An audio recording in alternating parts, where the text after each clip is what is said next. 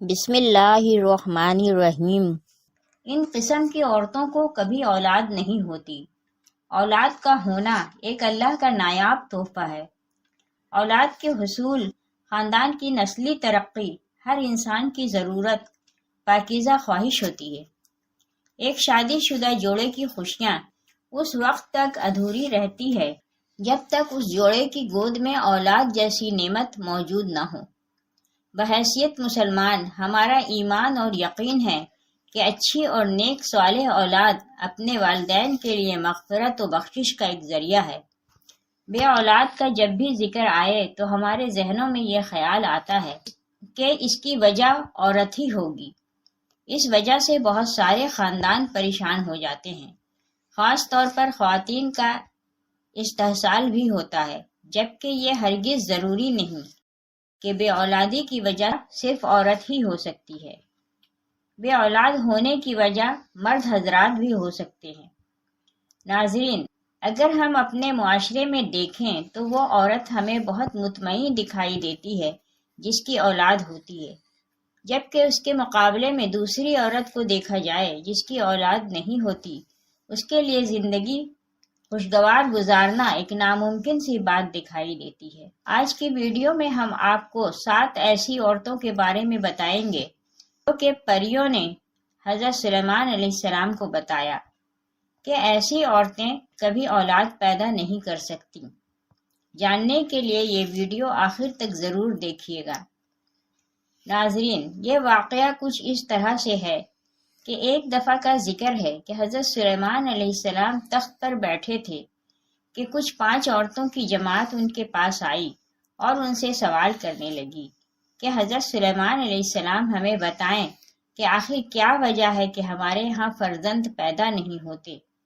انہوں نے حضرت سلیمان علیہ السلام سے یہ سوال کیا تو حضرت سلیمان علیہ السلام نے پریوں سے پوچھا کہ بتاؤ آخر کیا وجہ ہے کہ ان عورتوں کے ہاں اولاد پیدا نہیں ہوتی۔ پریوں نے بتایا کہ 7 طرح کی عورتوں کے کوئی اولاد کبھی نہیں ہوگی، جس میں سب سے پہلی عورت وہ ہے جس کی رحم ابھرا ہوا ہو، یعنی اس کی بچہ دانی الٹ جاتی ہے، جس کی وجہ سے مادہ جگہ پر نہیں رہتا، اور ایسا ہونے کی وجہ سے اس کی اولاد نہیں ہوتی۔ اس کی نشانی یہ بتائی جاتی ہے کہ جب ہم بستری کی جاتی ہے اس دوران اس عورت کے سر میں درد ہوتا ہے، یہ ایک نشانی ہے۔ دوسری عورت جس کے رحم میں ہوا بھری ہوتی ہے، یعنی اس کا منہ اوپر سے بند ہو، کی علامت یہ ہے کہ جب ہم بستری کی جاتی ہے جسم میں درد ہوتی ہے اور چہرہ بھی اتر جاتا ہے۔ تیسری علامت ان عورتوں کے جن کو اولاد نہیں ہوتی وہ یہ ہے کہ ان کے رحم میں گوشت زیادہ ہوتا ہے، جس کی وجہ سے اس کا منہ بند ہو جاتا ہے۔ عام طور پر یہ شکایت موٹی عورتوں میں دیکھی جاتی ہے، اور اس کی علامتی یہ بتائی جاتی ہے کہ جب وہ ہم بستری کرتی ہے اس کے بعد ان کی ریڑھ کی ہڈی میں درد ہوتا ہے، اس وجہ سے وہ پیدا نہیں کر سکتی۔ ناظرین، اس کے بعد پریوں نے جو نشانی بتائی وہ یہ ہے کہ جس عورت کے رحم میں کیڑے پیدا ہو جاتے ہیں اس وجہ سے بھی بچے پیدا نہیں ہوتے، اور اس کی علامت یہ بتائی گئی ہے کہ ہم بستری کے دوران ان عورتوں کی پنڈلیوں اور پاؤں کی ایڑیوں میں درد ہوتا ہے، جن کے ساتھ یہ شکایت ہو وہ ماں نہیں بن سکتی۔ اس کے بعد اگلی نشانی یہ بتائی کہ ان کے رحم میں گرمی حد سے زیادہ ہو جاتی ہے، خون ملنا بند ہو جاتا ہے اور مادہ وہاں ٹھہر نہیں پاتا۔ ناظرین، اس کی جو علامت بتائی گئی ہے وہ یہ ہے کہ دل میں گھبراہٹ ہوتی ہے اور ایسی عورت کو غشی کے دورے پڑتے ہیں۔ اس لیے جن عورتوں میں یہ علامت ہو ان میں بھی اولاد کا پیدا ہونا ایک مشکل دکھائی دیتی ہے۔ اس کے بعد رحم میں سردی کا زیادہ ہو جانا۔ سردی کا زیادہ ہو جانا بھی اولاد سے محروم ہونے کی ایک وجہ بنتا ہے۔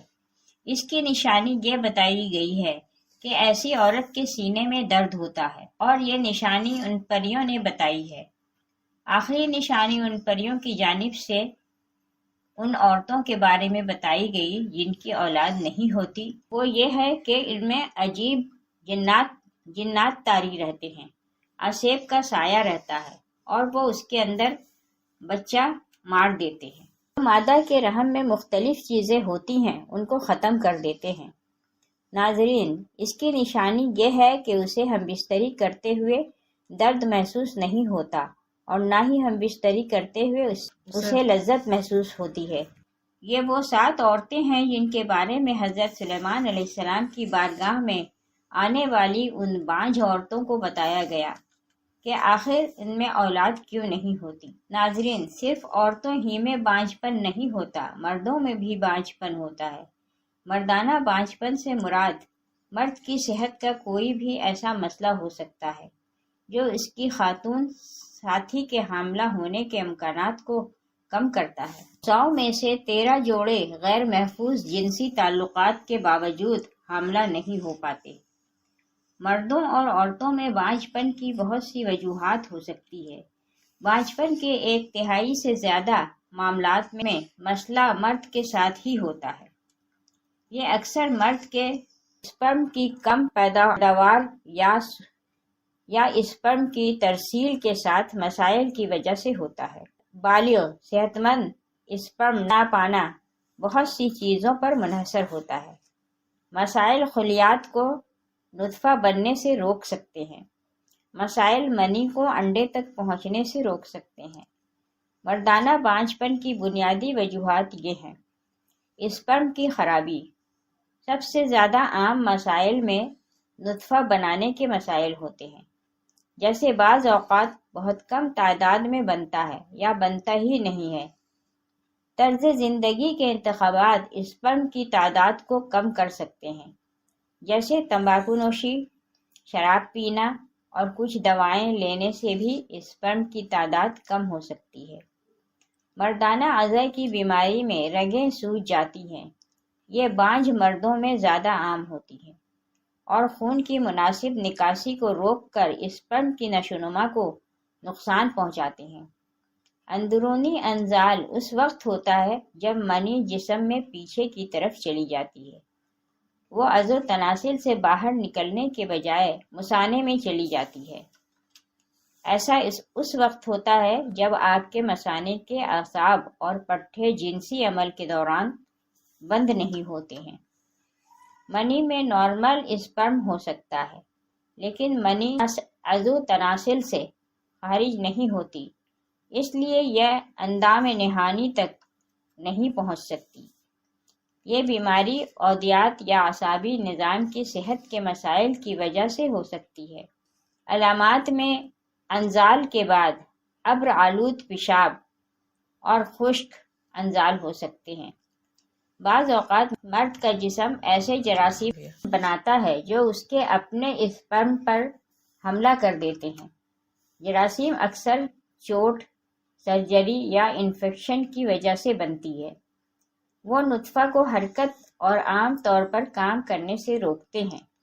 یہ جراثیم اسپرم کے لیے انڈے میں داخل ہونا مشکل بنا سکتے ہیں۔ ناظرین، یہ تھی کچھ ایسی وجوہات جو بے اولادی کا سبب بنتی ہیں۔ ناظرین، ہم دیکھیں تو عورتوں کو اس حوالے سے دیکھا جاتا ہے، قصوروار ٹھہرایا جاتا ہے۔ ایسا نہیں ہے۔ عورتوں کی بجائے کبھی مردوں میں بھی نقص ہوتا ہے، لیکن ہمارا معاشرہ اس چیز کو ماننے سے قاصر دکھائی دیتا ہے اور اس بات کو تسلیم نہیں کیا جاتا، جو کہ بالکل ایک غلط بات ہے۔ بے اولادوں کے لیے انتہائی مجرب وظیفہ، قرآنی وظیفہ آپ کو بتا دیتے ہیں۔